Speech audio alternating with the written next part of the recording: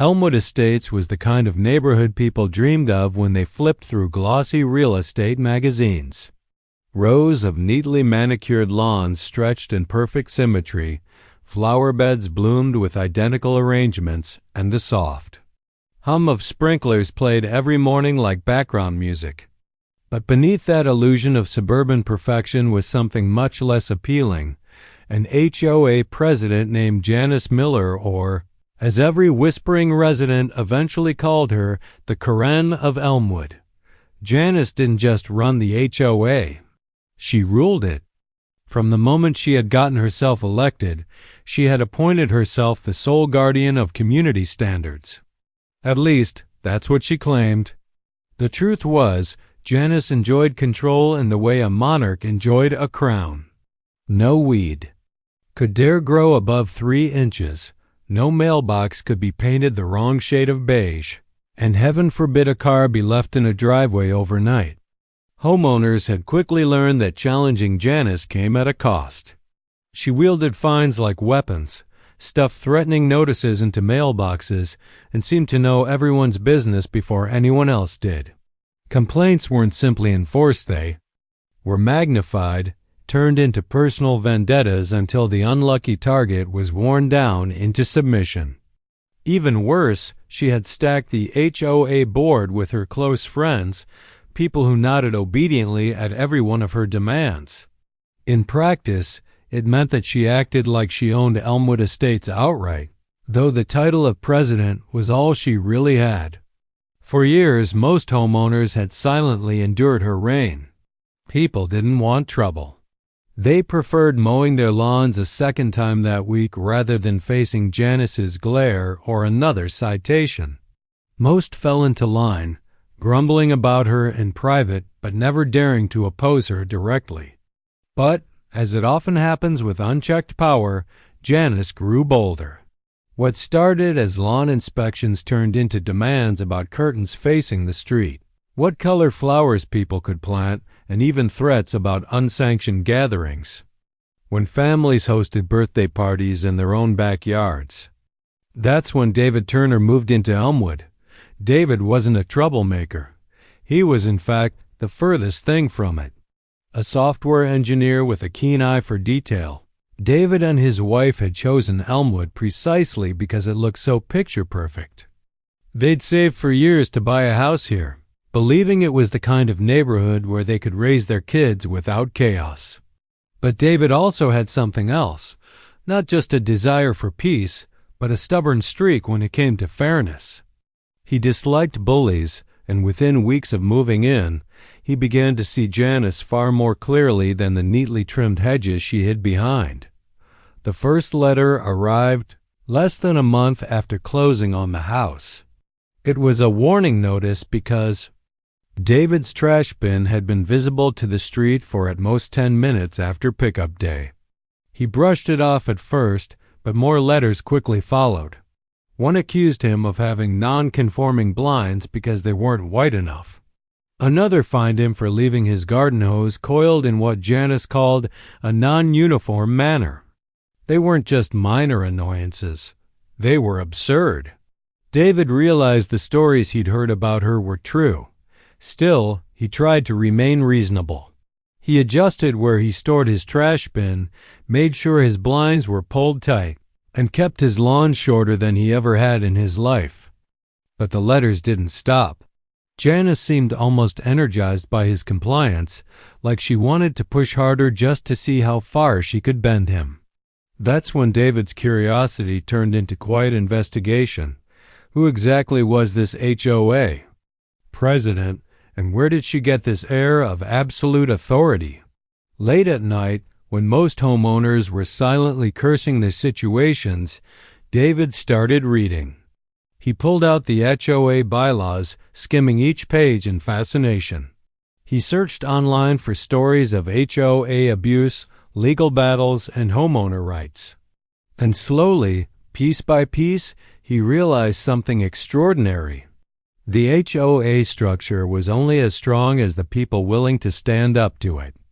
In Elmwood's case, nearly everything rested on a delicate balance of ignorance and intimidation. Most homeowners had never even read the bylaws. They assumed Janice knew what she was talking about. They believed every fine she issued was legally sound. But David knew better now, and his software engineer mind wasn't going to let the inconsistencies go unnoticed. He began highlighting portions of the bylaws, marking where Janice had either exaggerated, misinterpreted, or outright fabricated rules. The more he discovered, the more stunned he became. Some of the fines she had issued weren't backed by any clause in the documents. Several rules she enforced hadn't even been formally adopted.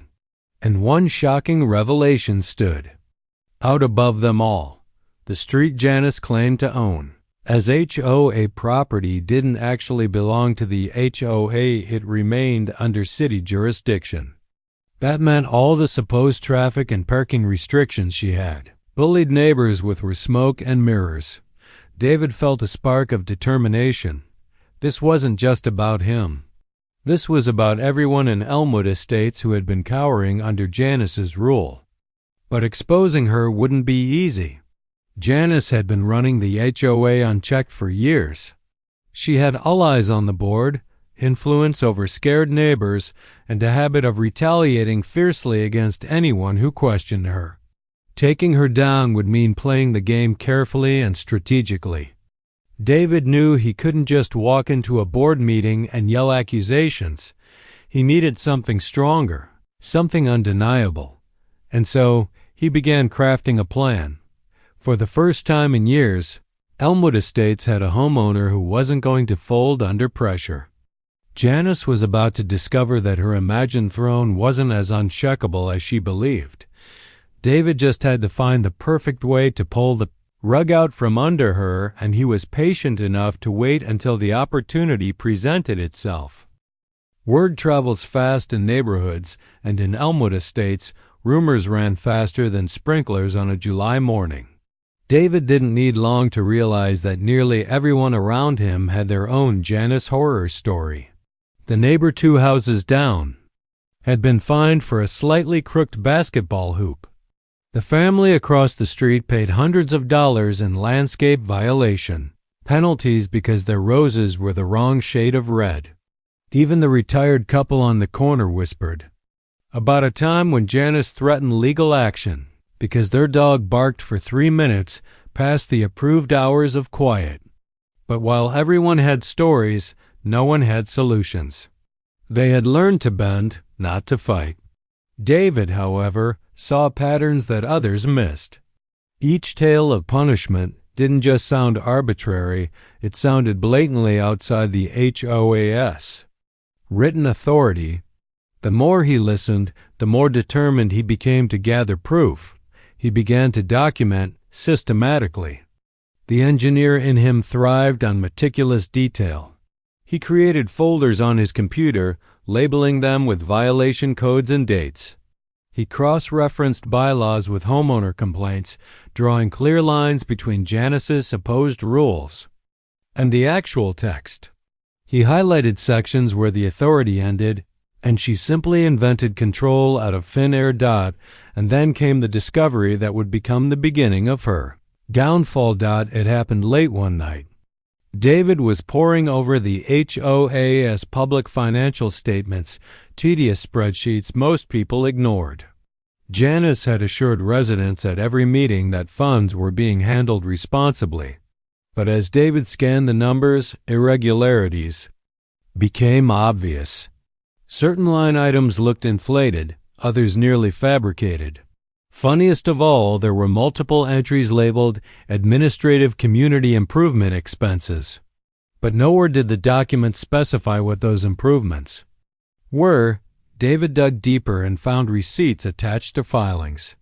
One was for catering services, another for beautification consultation signed by a relative of Janice's. Suddenly, it all clicked. Janice wasn't just intoxicated by power. She was funneling HOA money for her own benefit. The discovery lit a fire in David. Here was the crack in the crown, the weakness beneath Janice's throne. With financial impropriety added to her invented fines and fake authority, David now had both motive and evidence. Yet he knew revealing it too early could backfire. The board was stacked with her loyal followers, most of whom depended on her for social standing and neighborhood favors. If David presented half-baked accusations, they would dismiss him as another complainer. No, he had to wait for the perfect storm. In the meantime, Janice herself provided him plenty of ammunition. The day she tried to ban street parking altogether was the tipping point. She posted notices on mailboxes claiming the HOA had assumed jurisdiction of Elmwood Drive and demanded that no vehicles be parked past sundown. The absurdity of it barely fazed her. She strutted through the neighborhood like a sheriff nailing decrees to doors. But David knew the law. He pulled up municipal maps and property surveys from the city website. Clear as day, Elmwood Drive remained a public street under city ownership. The HOA had no power whatsoever to restrict parking.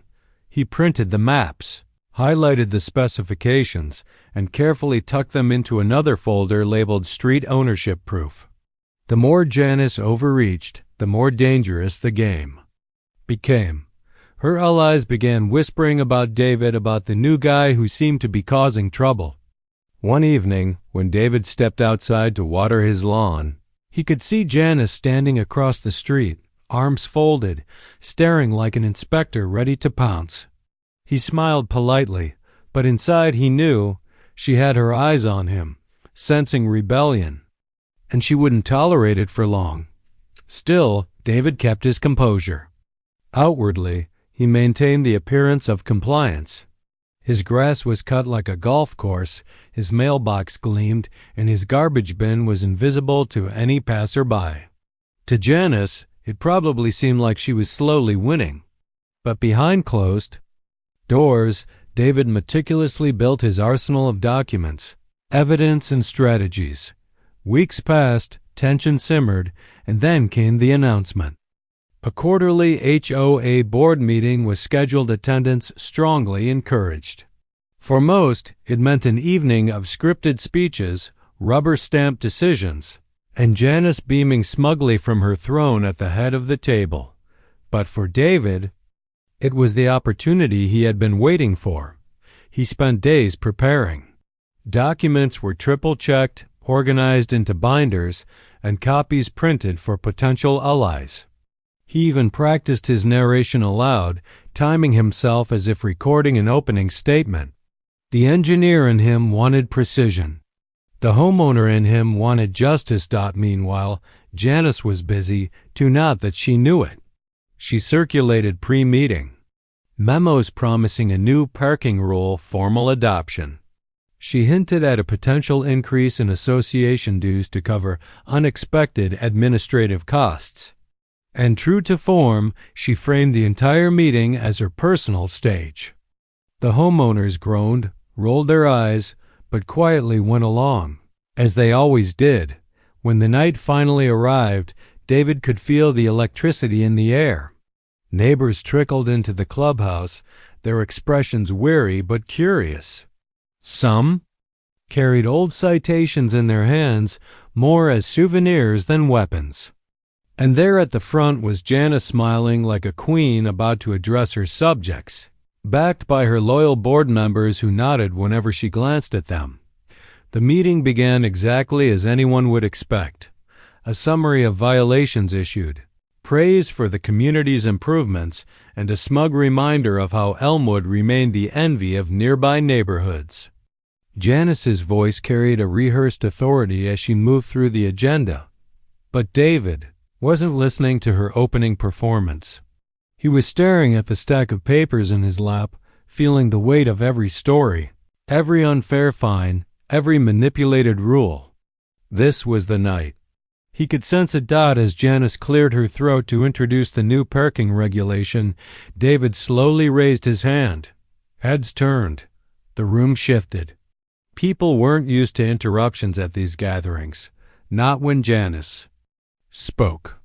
But when David stood up, holding the folder high for all to see, His calm yet steady posture caught attention. The tide was about to turn, and Janice had no idea the storm she was about to face. The HOA clubhouse was never meant for drama. It was a small, windowless room with a long oak table at the front, rows of stiff chairs for homeowners, and a faint smell of cleaning solution lingering in the air. Usually these meetings passed uneventfully, Janice dictating, the board nodding, and the residents grimacing silently. But not tonight. Tonight, a strange, buzzing tension filled the space as neighbors shuffled in, sensing that something unusual hung in the air. Janice, dressed in her pristine beige suit, radiated self-importance at the head of the table. Her smile was practiced, her notes neatly stacked. She glanced at the crowd as a queen might survey her court, satisfied that she still held sway over them all. With her loyal board members seated beside her, she exuded total control. But just a few rows back, David Turner sat calmly, a thick folder in his lap, eyes focused, waiting. The meeting began on script. Minutes from the previous session were read, dues were confirmed, and then came Janice's favorite portion, violations. She recited them like trophies. One homeowner fined for excess length of lawn. Another reprimanded for curtains not in uniform style. The crowd listened with their usual resignation. Then Janice cleared her throat and announced what out she clearly saw as her crowning achievement. Starting immediately, she declared, all on-street parking within Elmwood Estates will be banned after sunset. This decision is final and will be enforced by the HOA. Murmurs erupted in the audience. Some residents looked confused, others upset, but no one dared speak up. That is, until David stood. Slowly, deliberately, he rose to his feet, the folder of documents in hand. The room quieted instantly. Janice's eyes narrowed. She wasn't used to interruptions. In fact, no one in her reign had ever dared disrupt the flow of her decrees. But David's expression was calm, almost surgical, as he lifted a set of highlighted papers into view. For a moment, silence engulfed the room. Everyone waited to see what this newcomer would do. David cleared his throat, not to speak loudly, but to steady himself. Then he stepped forward, holding the papers higher so every neighbor could see the bright yellow highlights. Janice tried to maintain her composure. You'll have a chance to speak during open concerns, she said curtly. The board members nodded in manufactured support, but David didn't sit. He simply looked around the room and placed his binder on the table. Nearest him, the words that followed weren't shouted, but they carried undeniable weight. He outlined it simply. Elmwood Drive was not HOA property. It had never been HOA property. It was and always had been under city jurisdiction. The so-called parking ban Janice was declaring had no legal standing. He cited public records, municipal maps, and city documentation, all neat, official, and indisputable. Gasps rippled through the room. Neighbors leaned forward. For years, they had believed Janice's proclamations because no one had dared question them or had the nerve to sift through the dry details. But here it was, straight from the city archive, highlighted and clear. Janice had no authority over the street. None. Janice's smile faltered. She shuffled her notes, glaring, and tried to laugh it off.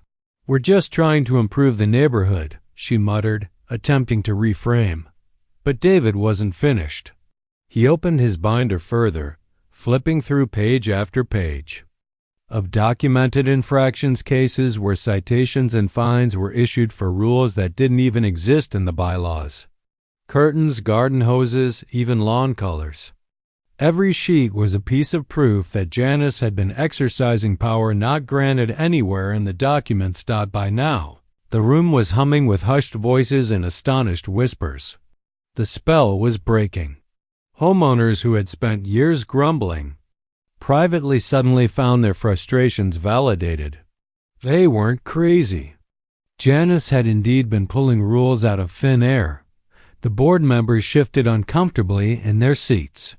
A few glanced nervously at one another, clearly questioning their blind allegiance. But then came the bolt of lightning.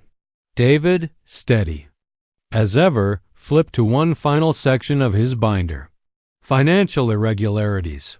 He didn't launch into wild accusations, he simply pointed to the numbers. Line items labeled community improvement expenses. Names tied to invoices suspiciously connected to Janice's relatives. Amounts that didn't reconcile with any visible work in the neighborhood. The printouts laid bare an uncomfortable truth. At the very least, HOA funds were being grossly mishandled. At worst, they were being siphoned out the room tensed. This wasn't just about rules anymore. This was about money, a topic that resonated with everyone in that room. Neighbors exchanged glances, outrage flashing in their eyes. The controlled environment Janice had built, with its air of intimidation and superiority, was unraveling rapidly. Her carefully cultivated tone of authority gave way to defensive deflection. She stammered about misunderstandings, about community priorities, but the homeowners weren't listening. They were looking at David, the first one to stand, to prove, to fight. For the first time in years, Janice faced something she couldn't bluff her way through. Indisputable evidence. Presented calmly, methodically, in front of an entire neighborhood. And though she tried to move on, to silence him, the murmurs had grown too loud, the whispers too angry, the doubts too sharp. As David closed his binder and sat down, the meeting no longer belonged to Janice. It belonged to the crowd, and the tide was turning. Still, she wasn't finished, not yet. Like any threatened queen, she would fight tooth and nail to maintain control. But the crown had cracked. The empire she had built on fear and bluster now sat on the brink of collapse. And the next step? Things were about to get very personal. Very quickly. The meeting in the clubhouse didn't end with any formal resolution. Janice tried desperately to regain control of the agenda, but the room buzzed with too much unrest. Neighbors whispered, exchanged skeptical glances, and shuffled out in clumps, muttering to one another. For once, they weren't whispering in fear of HOA fines, they were whispering about her. Janice had been publicly cornered, and it cut straight through the image she had spent years crafting. Her smile that once radiated untouchable authority was now a brittle mask. She clutched her papers with white-knuckled fingers and avoided eye contact with the people she once looked down on. David left quietly, his binder tucked under his arm. But the moment he stepped outside, he knew things had changed. Homeowners he barely knew offered quick nods of respect or whispered thank yous under their breath. There was a shift in the air, faint but undeniable. For the first time, people realized Janice wasn't invincible. But if David thought his exposure of her lies would bring swift improvement, he quickly learned how relentless Janice could be when cornered. The very next morning, a fresh violation notice appeared in his mailbox. This time, it cited deviation in lawn coloration because a tiny section of grass near his driveway looked slightly lighter than the rest. By noon, another appeared. His garden hose had been observed angled improperly, allegedly. Hazard to community aesthetics. It was laughable in its absurdity, but there was nothing funny about it. Janice had declared war. If she couldn't shut him down in the meeting, she would bury him under a mountain of paper fines and harassment. David remained calm on the surface. He documented every notice, photographed his lawn, his hose, his fence. Every scrap of paper she shoved into his mailbox went into his ever-growing folder of evidence. But inside, he felt something deeper, resolve. This wasn't going to scare him into submission. This was going to become the rope Janice would eventually hang herself with. Meanwhile, the neighborhood was buzzing. The seeds of doubt David had planted during the meeting were sprouting quickly. Neighbors started talking, comparing their finds and experiences. Suddenly, things they had quietly endured seemed questionable, ridiculous even. The notion that Janice was inventing rules out of thin air no longer seemed paranoid. It was becoming obvious. One evening, as David trimmed his hedges, he noticed groups of residents congregating on the sidewalks, whispering animatedly. One of them, a father with 2 young children, glanced up at him and nodded. Another time, an older resident who had lived there for decades stopped David just to say that what he had done in the meeting had needed to be said for years. Slowly, the current was shifting. This terrified Janice. She wasn't just the HOA president. Her identity was built on that power. It made her relevant. It gave her control in a life where, truthfully, she had little control elsewhere. Losing it meant losing herself. And so, her retaliation escalated. Within days, she drafted new temporary rules claiming they had been passed unanimously by the board. These rules included absurd measures. Residents required approval for seasonal decorations, a ban on inflatable pools in backyards, and mandates on trash bin placement measured down to the inch. Violators, of course, would face special administrative fees. It was an act of desperation, but Janice counted on one thing: fear. Fear had always kept residents compliant, and fear might just restore order. But what she didn't count on was how fragile her grip had become since. David stood at that meeting. As homeowners received the notices, the murmurs grew louder. Frustration gave way to anger. Parents grumbled about their kids not being able to splash in backyard pools. Retirees scoffed at being told to measure their trash bins with tape. Conversations picked up pace on driveways and under streetlights. What once would have been dismissed as the cost of living in Elmwood was now questioned at every turn. Janice, meanwhile, singled David out even further. She staged spot inspections of his property, walking the perimeter of his house with a clipboard, scribbling notes as though he were under surveillance. She complained about his car being parked too near the curb. She even reported him for non-standard shrubbery height, filing a fine that neighbors openly laughed about when they heard. To David, it confirmed everything. She wasn't a leader.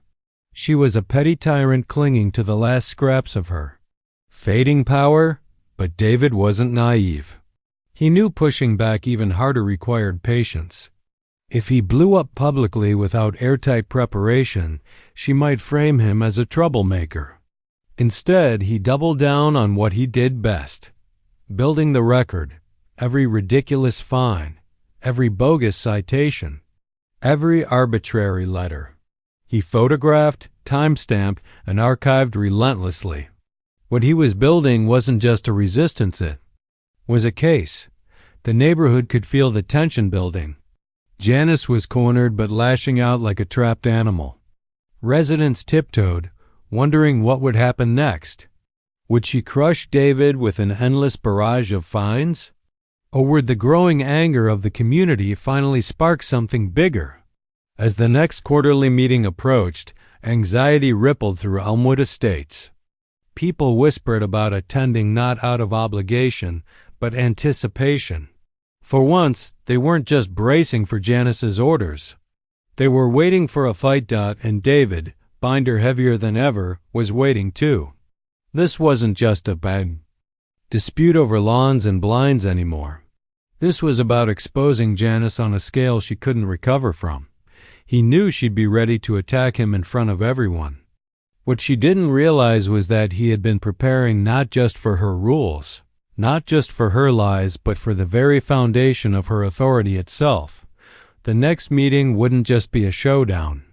It would be the moment the neighborhood decided whether to keep bowing to Janice or finally break free from her reign. And as the calendar turned closer, Janice herself prepared something she thought would crush David before he could make another move. Elmwood Estates' quarterly board meeting had never seen such a turnout. The clubhouse, usually half filled with weary homeowners dragged in by routine obligation, was packed wall to wall. Folding chairs had to be squeezed in along the sides, and latecomers took standing positions near the door. It was clear that a spark had been lit since the last session. Neighbors who had once suffered silently were now eager, expectant, and restless. At the front of the room, Janice sat rigid, behind the long oak table, flanked by her loyal board members. Her beige blazer and pearl necklace felt less like decorum and more like armor now, her eyes darting suspiciously from face to face across the crowd.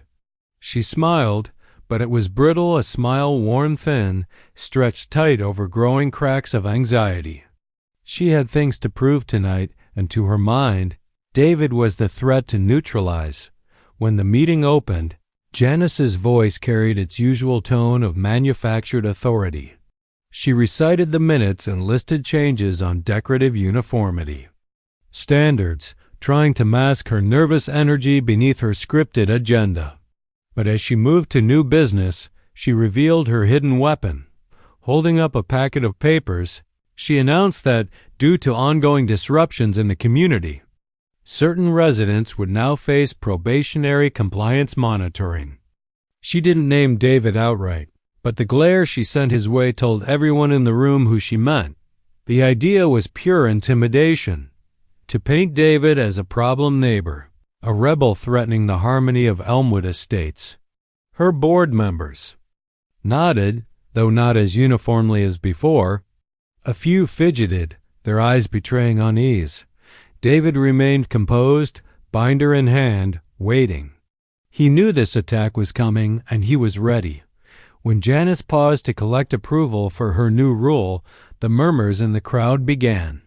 Homeowners frowned, exchanged looks, and shook their heads. The room was different now. The quiet obedience she had relied on was gone, replaced by low sparks of defiance. That's when David stood once more. His motions were calm, deliberate, entirely unshaken by the smear attempt. He walked forward to the center of the room, facing both the board and the crowd, and placed a thick binder on the podium as though presenting evidence in a courtroom. He began not with accusations, but with facts. In a steady, even tone, he outlined once more that Elmwood Drive, the very street Janice claimed to control, was still under city jurisdiction. He held up city records, stamped and official, and let them shine under the fluorescent lights so the entire room could see. There were no loopholes, no gray areas. Her ban on parking had been a fabrication. Residents whispered, and some even laughed bitterly as they realized how long they'd been fooled. Janice interjected, her voice sharp, snapping about community standards and interpretive powers. But David didn't let the performance rattle him. He moved on, flipping to detailed documentation of dozens of fines that had been issued without basis in the bylaws. Every obscure rule she had pulled from thin air was cross-referenced against the HOA's own documents. The more he listed, the louder the murmurs in the audience grew. People began shifting in their chairs, not in submission, but in anger. Arms crossed, heads shook. Whispers turned to bold comments. Then David revealed the final blow, the financial records. He described the expenses labeled administrative improvements, attached invoices with questionable names, and explained how funds were misused under the guise of vague entries. Copies were tucked into his binder, ready to share with anyone who wished to see for themselves. The room erupted. Outrage, disbelief, and long-suppressed grievances spilled over into a wave of open anger. Neighbors began calling out, questioning. The board, demanding answers. What about the extra dues last spring? What about all the threatening letters and sudden fees? Why had no one ever challenged what was happening? The board members paled. Their one-time loyalty to Janice was dissolving right in front of her. They had propped her throne for years, but now they looked cornered, ashamed, some even fearful of legal repercussion.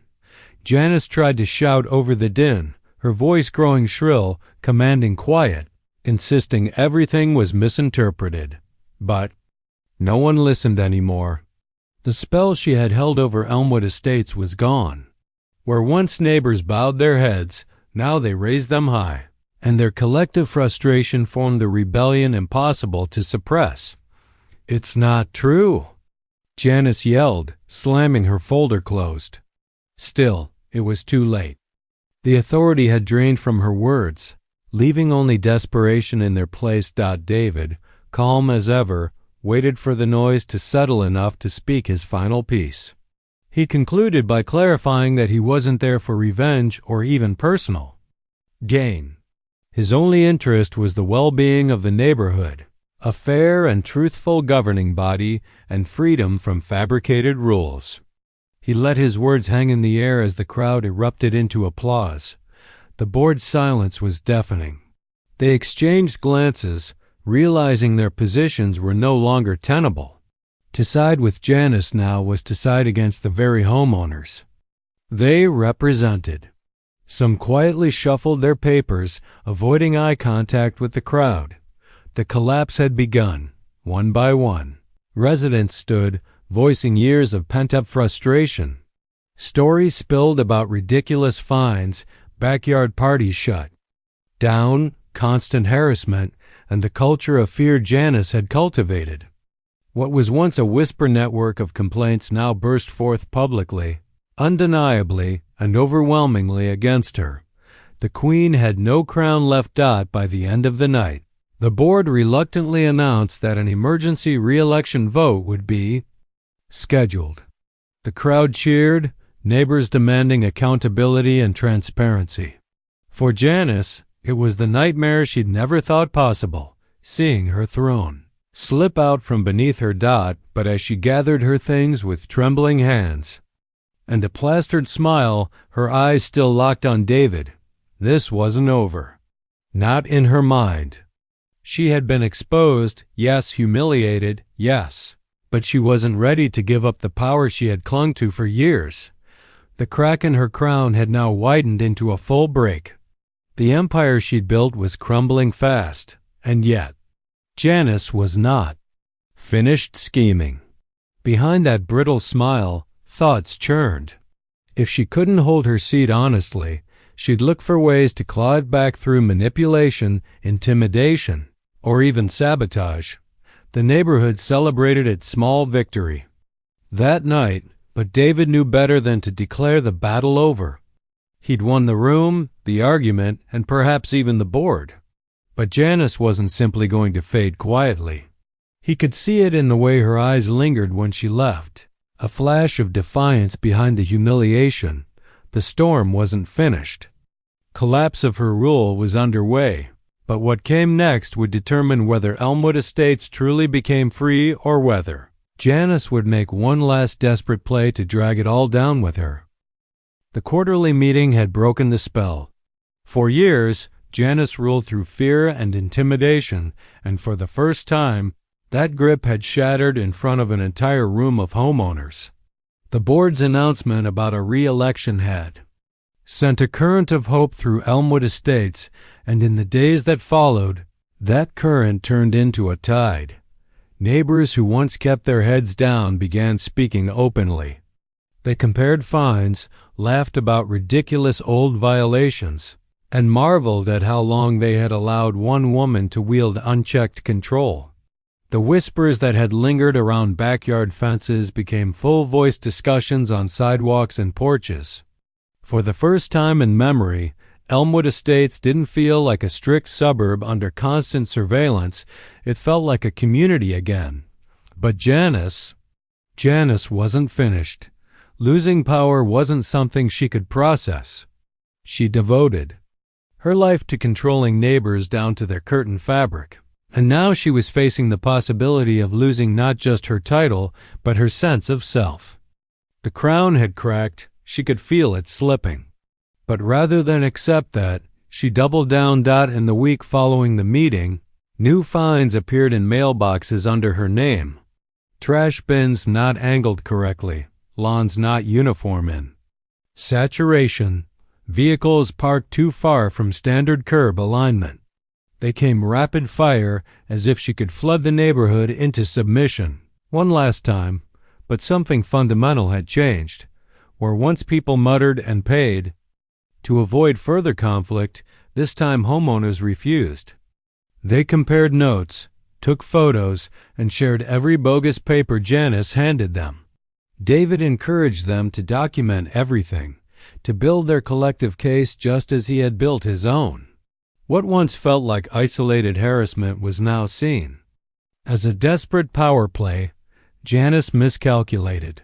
Instead of regaining control, her frenzy united the community even further. The fines became comedy. Neighbors posted copies on their doors, laughing that their wrongly angled hoses had been criminalized. Some left their violating items displayed proudly, daring her to act further. The fear evaporated and ridicule took its place. Meanwhile, the date for the emergency re-election drew closer and anticipation spread. Flyers circulated calling for fresh leadership. Neighbors volunteered to run not the power-hungry, but everyday people who wanted fairness. David politely declined multiple suggestions that he himself stand for president. His mission wasn't about power. It was about restoring balance and accountability. Janice could feel her empire crumbling faster than she could patch it together, and then came the final blow. A group of homeowners, guided quietly by David, submitted a formal inquiry to the city regarding the HOA's financial records. The very irregularities David had exposed, those invoices, tied to relatives and the vague administrative expenses, didn't just look suspicious. They triggered an official audit. The news spread through Elmwood like wildfire. For years, people had wondered where their dues were going, and now the city itself was stepping in to demand answers. Janice, who had once stood tall with threats of legal action against homeowners, now found herself cornered by the very system she had manipulated. Her bluster in meetings meant little when faced with auditors and paperwork she couldn't spin as beautification costs. The night of the re-election arrived, and neighbors showed up with a determination they had never felt before. The clubhouse was packed even tighter than the last time, but this time there was no fear, no tension, just resolve. Janice sat alone at the head table, her allies from the board either absent or conspicuously silent. Her attempts to address the crowd were drowned out not by heckling, but by the weight of collective indifference. She no longer commanded attention. No one feared her glares. She was a figurehead stripped of power, clinging to a throne that no longer existed. Votes were cast, counted, and announced.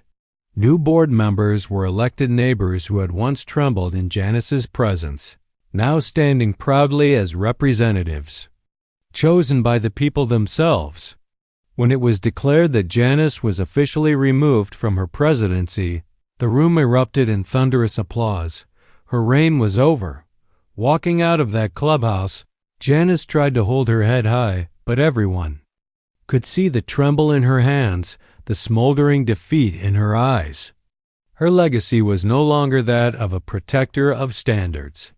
It was the cautionary tale of a tyrant brought down by her own greed and need for control.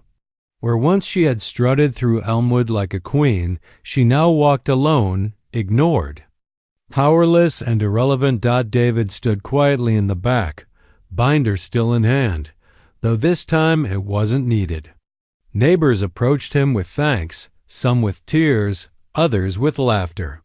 He smiled, grateful but humble, reminding them that it wasn't just his effort, it was all of them finally standing together. The weeks that followed changed Elmwood. Estates for good. The HOA still existed, but it operated under transparency and fairness, guided by the new board.